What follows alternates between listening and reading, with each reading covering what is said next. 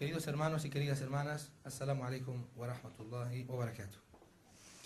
Hacemos extensible nuestro saludo a nuestros distinguidos invitados no musulmanes. Antes de empezar la charla, me gustaría dedicar unas palabras a mis hermanos, hermanas, amigos, compañeros de Ceuta. Doy las gracias a nuestro querido hermano por la presentación que ha hecho. Creo que no soy merecedor de tantos elogios. Estoy seguro de que no soy merecedor de tantos elogios. Y soy única y exclusivamente un simple estudiante. Lo digo porque en la prensa observé hoy que salía Malik Ben Aissa, el experto en temas islámicos, nos ofrece unas conferencias y eso no es correcto. No soy más que un estudiante que vengo a compartir con mis hermanos y mis hermanas y los amigos de Ceuta algunas palabras, algunas líneas que he leído, pues para entre todos poder aprender un poquito más, y seguro que aprenderé mucho yo también de vosotros, como he estado aprendiendo estos días. Doy las gracias a nuestro Creador, Allah subhanahu wa ta'ala, por haberme dado la oportunidad de haber estado aquí por primera vez en mi vida, en la ciudad vecina, en la ciudad hermana de Ceuta. Os mando los saludos de los hermanos y las hermanas de Melilla y espero poder volver a estar con vosotros. Me estoy llevando una impresión fantástica. Tanto los hermanos Yemel como Milud, que han venido conmigo de Melilla, lo estamos pasando muy bien, estamos disfrutando mucho y os decimos que os queremos por Allah y esperamos que Allah os quiera también. Jazakumullahu khair.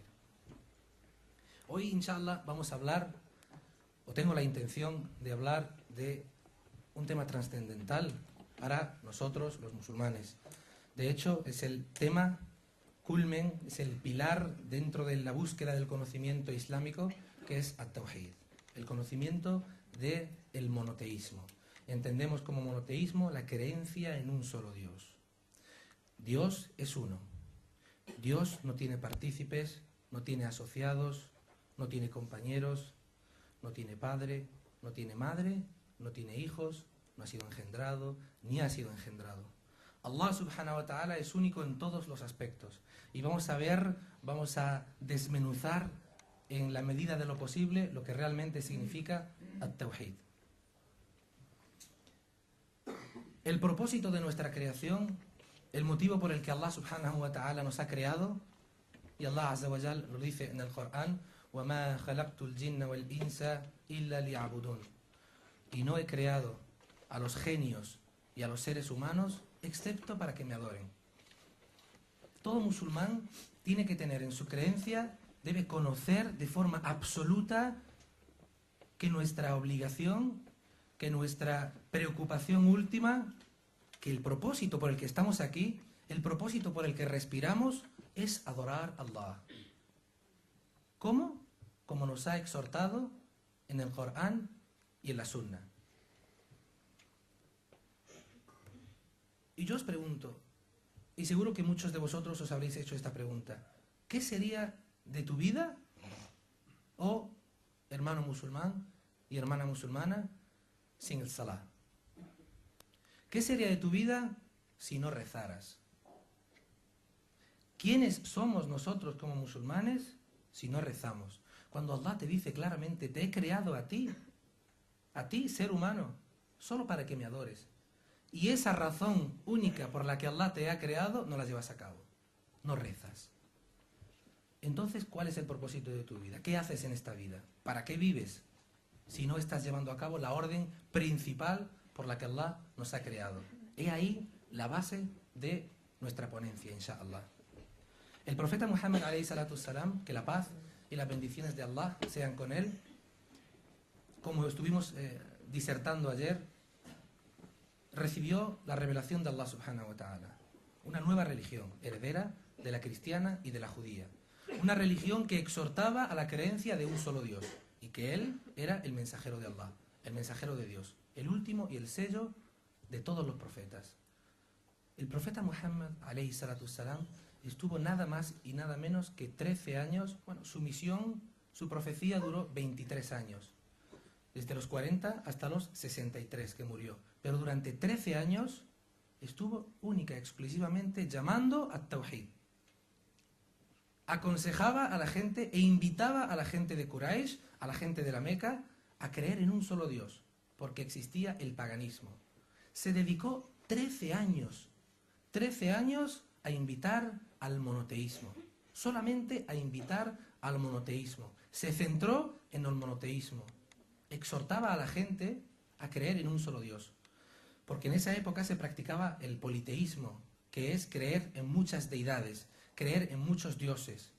De hecho, adoraban a piedras, a trozos de madera, a formas que la gente creaba con sus propias manos. Y esta era una cláusula absolutamente prohibida para la religión de Muhammad sallallahu alayhi wa sallam.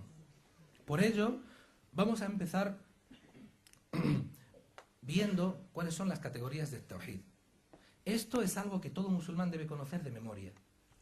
Un musulmán, desde temprana edad, tiene la obligación de conocer primero qué es At-Tawhid, la importancia de At-Tawhid y lo que vamos a ver ahora, que son las categorías de At-Tawhid y qué significa cada una de ellas, para aplicarlas a nuestra vida.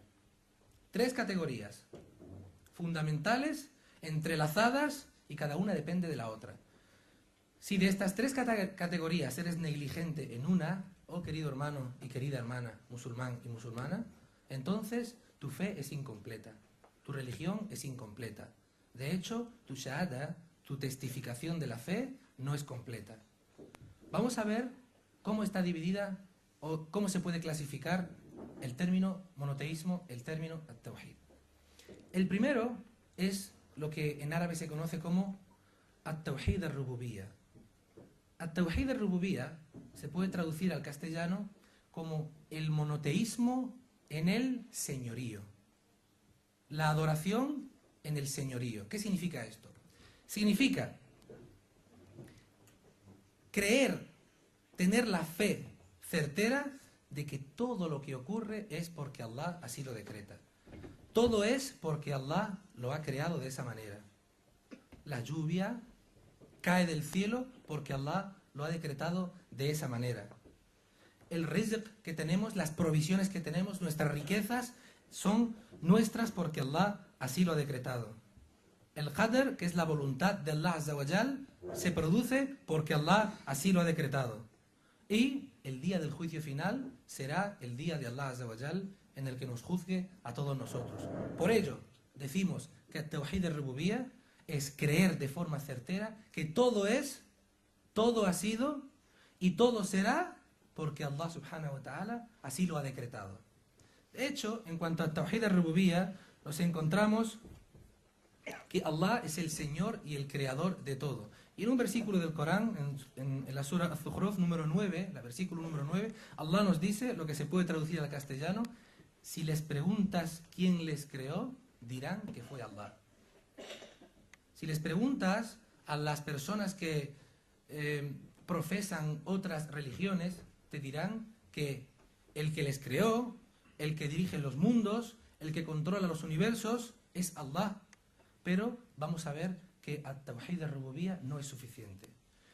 Tiene que llevarse a cabo las 3 categorías.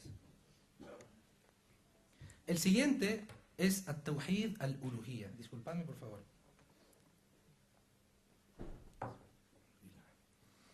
El Tawhid al-Uluhiyya es lo que se conoce como el monoteísmo en la adoración. Hemos visto ya el monoteísmo en la creencia del señorío de Allah, es el Señor de los mundos. Ahora vemos at-Tawhid al-Uluhiyya, que es el señorío, el monoteísmo, la creencia en el monoteísmo de acuerdo a la adoración. ¿Qué significa? Significa que todo acto de adoración que una persona lleve tiene que ser dirigido única y exclusivamente a Allah. Solamente Allah. No puedes rezar a otro que no sea Allah. No puedes elevar tus manos y pedir una súplica a otro que no sea Allah. No puedes hacer votos a otro que no sea Allah. Cuando digo votos no me refiero a las elecciones, me refiero a hacer votos, hacer promesas a tu deidad si no es Allah. No puedes hacer el tawaf en Meca si no es única y exclusivamente por Allah. No puedes sacrificar un animal si no es por Allah. Y cuando sacrificas un animal, dices Bismillah, Allahu Akbar. En el nombre de Allah, Allah es el más grande. único y sin partícipes. Todos los actos de adoración son dirigidos a Allah. Allah te ha creado. Tus súplicas van a Allah. Si tú pides a otro que no sea Allah, si tú ruegas, rezas, suplicas a otro que no sea Allah, entonces ¿qué sentido tiene todo esto? Por ello decimos que aquel que no dirija sus súplicas a Allah subhanahu wa ta'ala, su religión está incompleta. Su religión no es correcta. Nos encontramos a personas, por ejemplo, que acuden a lugares donde hay personas enterradas. Y esas personas fueron wali, fueron awliya de Allah Azza wa Jal, fueron personas benditas, fueron personas piadosas, probablemente las mejores personas que habitaron o que habitó en su época. Personas que ayudaban, personas que instruían a la gente en todos los aspectos religiosos. Murieron, lo enterraron y convirtieron ese sitio en una especie de mausoleo, de morabot, etcétera, etcétera, etcétera. Y la gente van a esos sitios, muchas personas van a esos sitios y les piden a esas personas cuestiones, cosas. A una tumba. Ya Sidi Shaib al-Muftah, por ejemplo. Ya Sidi Abdul Qadir Jilani. Ya Sidi esto, ya Sidi lo otro, por favor, quiero casarme. Ya Sidi lo que sea. Quiero que me den este trabajo. Ya Sidi lo otro, quiero que cures a mi hijo. Estás suplicando a un ser humano, a una persona que está enterrada, y probablemente esa persona que está enterrada necesita más de ti que tú de él. Por lo tanto, decimos que esta práctica es absolutamente ajena al Islam.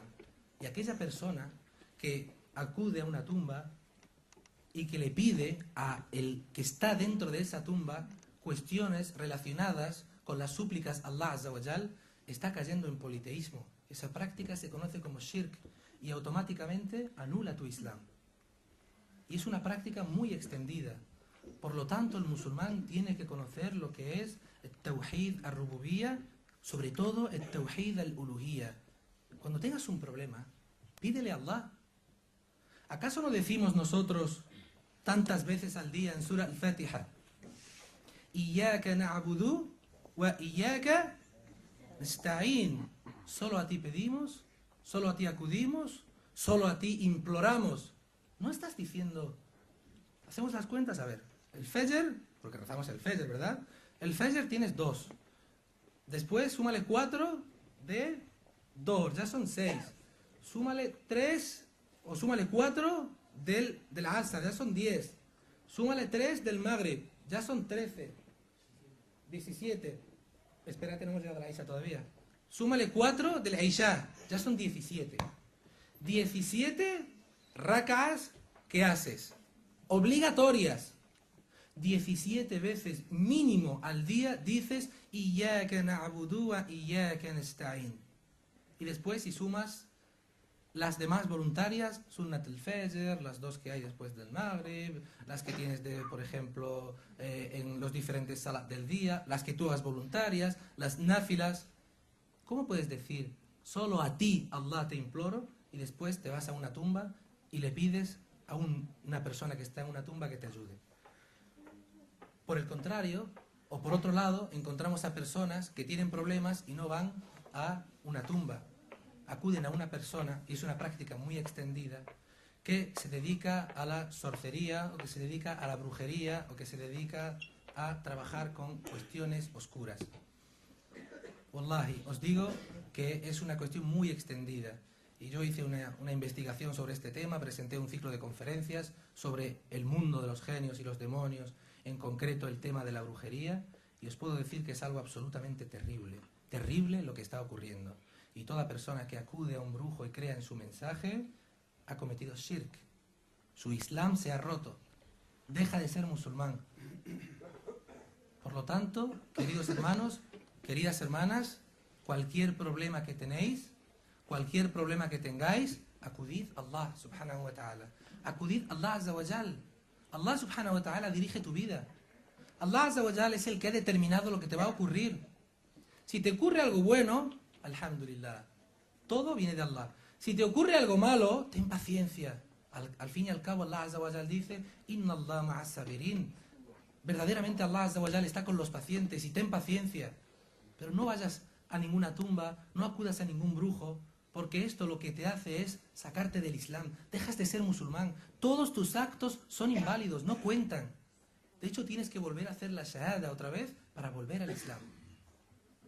Y finalmente tenemos la tercera categoría, que es at-tawhid al-asma wa sifat, que se puede traducir el monoteísmo en los bellos nombres. No escucho. ¿Sí? At-tawhid en los bellos nombres y atributos de Allah. Que esto es creer que Allah tiene los 99 nombres que son exclusivos de Allah Azza wa Jal, y que Allah Azza wa Jal tiene unos atributos que los reconocemos, pero que ignoramos su significado. Por ejemplo, decimos, Allah Azza wa Jal es Ar-Rahman, Ar-Rahim, el compasivo, el misericordioso. Una persona puede ser compasiva, un ser humano puede ser misericordioso, una persona puede ser aziz, poderoso, puede tener poder, pero Allah es Al-Aziz. Una persona puede ser, puede crear algo, puede formar algo, pero Allah Azza wa Jalla es Al-Khaliq, que es el creador. Sin embargo, decimos que Allah es el más misericordioso, Allah es el más compasivo, Allah es el único creador de todo, Allah es el más poderoso, y todos estos nombres y atributos se los damos única y exclusivamente a Allah subhanahu wa ta'ala.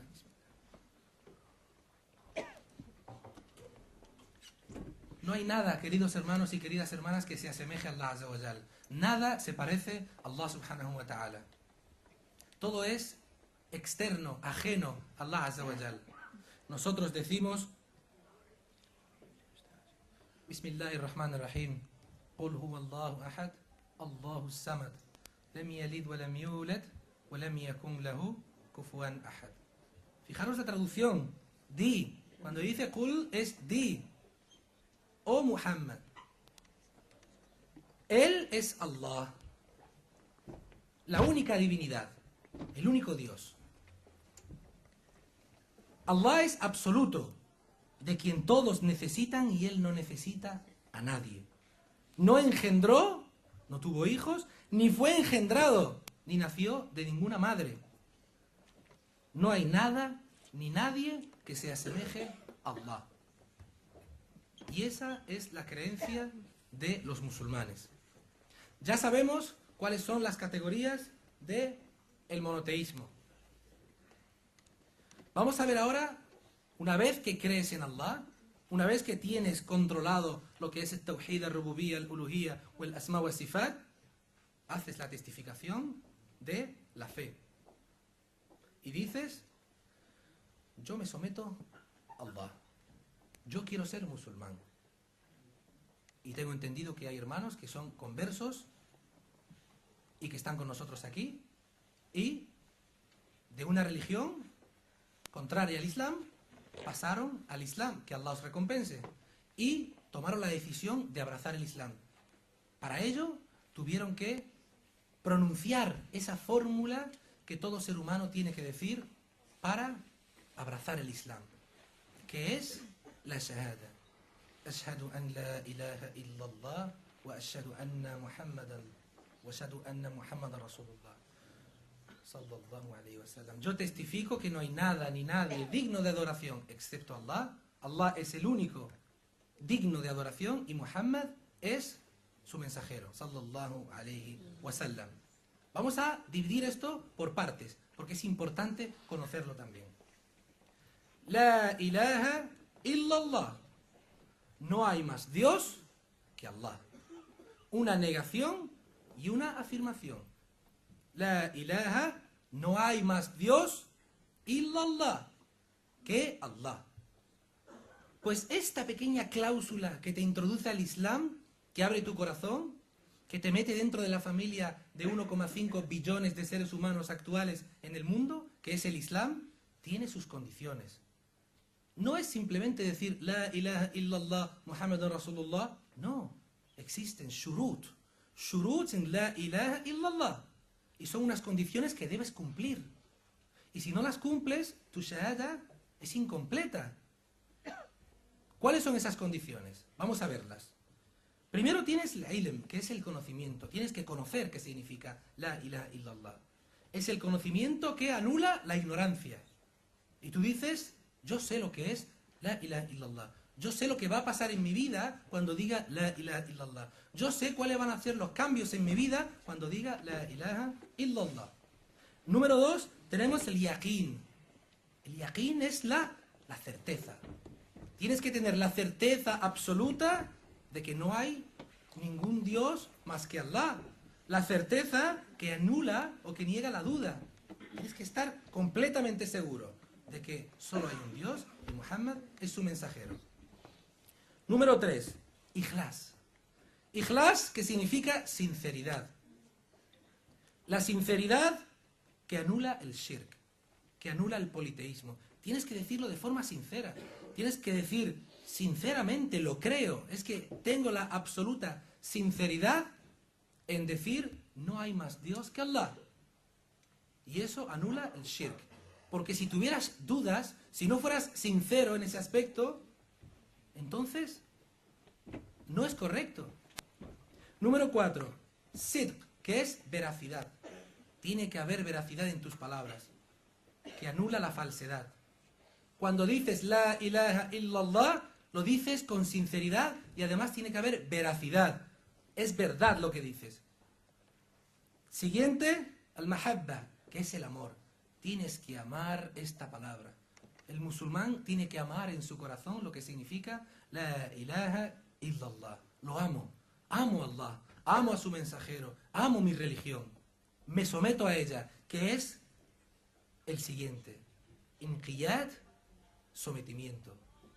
Me someto a ella. ¿Qué significa? Significa que aceptas el Islam y te sometes a la voluntad de Allah Azza wa Jal. Inqiyad.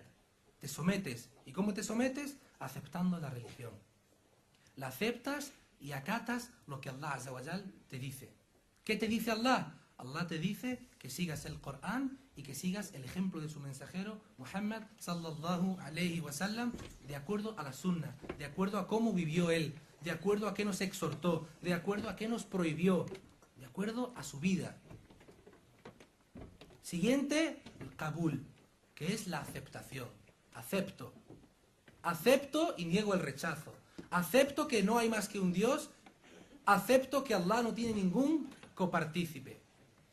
Y finalmente, hay algunos sabios de Ahl-Sunnah wal Jama'a, como el Sheikh bin Baz rahimahullah, que también mete una octava característica que es al-kufr bit-taghut, que es la incredulidad de todo aquello que sea adorado en lugar de Allah. Yo solamente adoro a Allah, y si hay alguna otra adoración fuera de Allah, yo soy incrédulo de ello.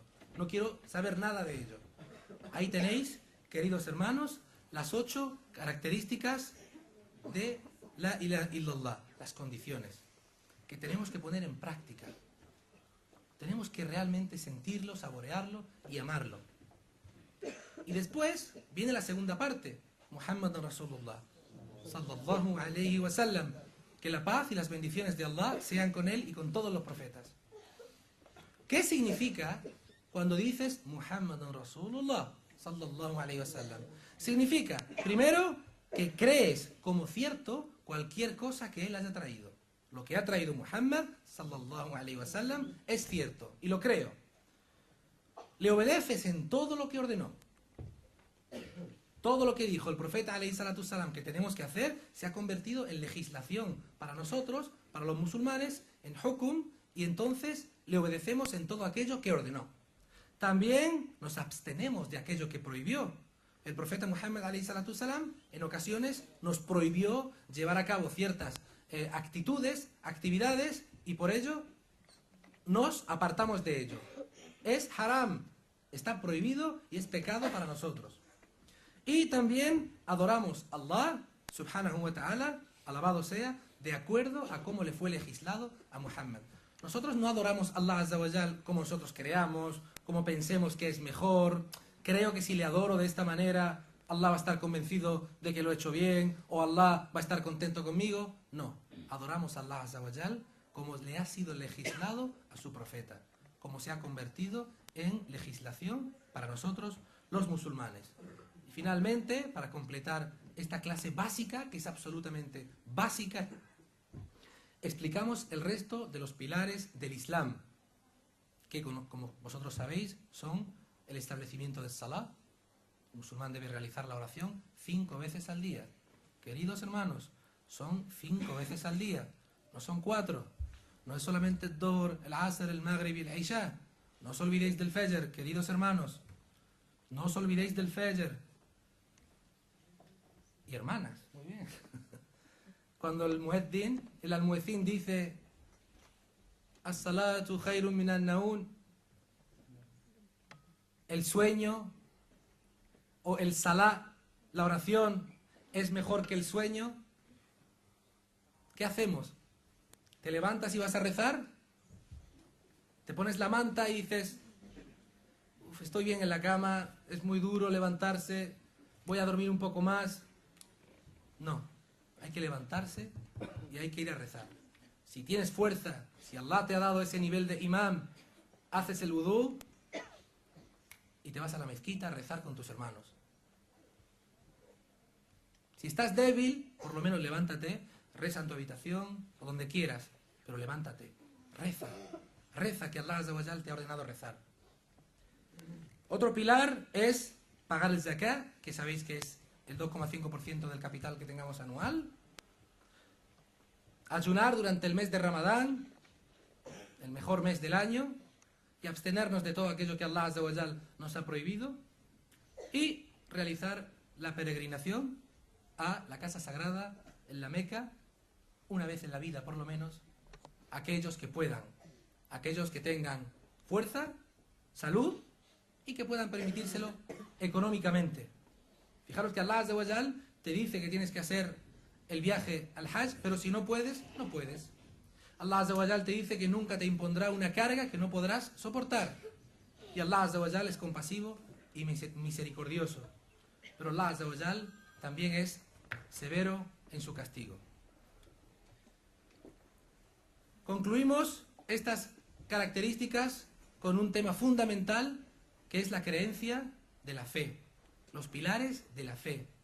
Los pilares, arkanul iman, los pilares de la fe, que son 6. Acordaros que los pilares del Islam son 5. Los pilares de la fe son 6. Para que tu fe sea completa tienes que creer en 6 cosas. 6 cosas. Si te falta una, tu fe es incompleta. Si crees un poco en una, tu fe es incompleta. Creer en Allah. Creer en sus ángeles. Creer en sus profetas. Creer en sus libros. Los libros sagrados que trajeron los profetas. Creer en el día del juicio final. El día en el que todos nosotros seremos resucitados para que Allah subhanahu wa ta'ala nos juzgue. Queridos hermanos y queridas hermanas y distinguidos invitados, ayer lo hablábamos en la mezquita. Acordaos de esto. Todos vamos a morir. Reflexionad sobre ello por un segundo. La inmortalidad no existe en el Islam. Todos vamos a abandonar este mundo. Nadie va a permanecer en este mundo. De hecho, la muerte es lo único seguro, 100%, que hay en nuestra vida. Tú puedes decir, estoy absolutamente seguro de algo, de lo único que puedes estar seguro es de la muerte. Y todos seremos resucitados. ¿Cuándo? El día del juicio final. Y en ese momento habrán 2 caminos. El Jannah y el Jahannam. El paraíso y el infierno. No hay término medio. O vas a uno o vas a otro. Y pido a Allah Azza wa Jal que nos conceda el paraíso a todos. Finalmente, número 6, creer en el qadr de Allah Azza wa Jal, en la predestinación divina de Allah subhanahu wa ta'ala, que todo ocurre porque Allah así lo ha decretado, sea bueno o sea malo. Y si es bueno, agradecemos a Allah Azza wa Jal. Y si lo que nos ocurre es algo que creemos que es malo, tenemos paciencia. Decimos alhamdulillah, alabado sea Allah. Allah me lo ha mandado y si Allah quiere, por su voluntad, se irá. En cuanto al amor por Allah, el amor por Muhammad alayhi salatu salam, ¿qué podemos decir? Os voy a contar un hadith que resume por completo todo esto. Es el conocido hadith de Halawatul Iman. La dulzura de la fe. La dulzura de la fe. ¿Qué significa? Dijo el profeta Muhammad alayhi salatu salam: nadie, absolutamente nadie saboreará la fe si no tiene 3 características en él. Primero, amar a Allah y a su mensajero más que a nada en este mundo. ¿Más que a tu padre y a tu madre? Sí. ¿Más que a tus hijos? Sí. ¿Más que a ti mismo? Sí. Segundo, quieres a tu hermano y quieres a tu hermana lillah, por Allah subhanahu wa ta'ala. Solo por Allah subhanahu wa ta'ala. No hay ningún interés. Quiero a mi hermano solamente por Allah. Y ahora vamos a ir tocando cada uno de estos puntos. Y en tercer lugar, odias volver al estado de incredulidad del mismo modo que odiarías que te empujaran al fuego del infierno. En cuanto a amar a Allah y a su mensajero más que a nada, vamos a tocar un poco este hadith. En cuanto a amar a Allah y a su mensajero más que nada, os voy a contar algunos hadith, algunas historias, para que veáis cómo se puede resumir todo esto. Umar ibn al-Khattab, radiyallahu anhu, fue el segundo califa del Islam, después de Abu Bakr as-Siddiq, radiyallahu anhu. Umar ibn al-Khattab, que Allah tenga misericordia de su alma, se acercó al profeta Muhammad alayhi salatu salam y le dijo: oh mensajero de Allah, te juro por Allah, te juro por aquel que te ha enviado,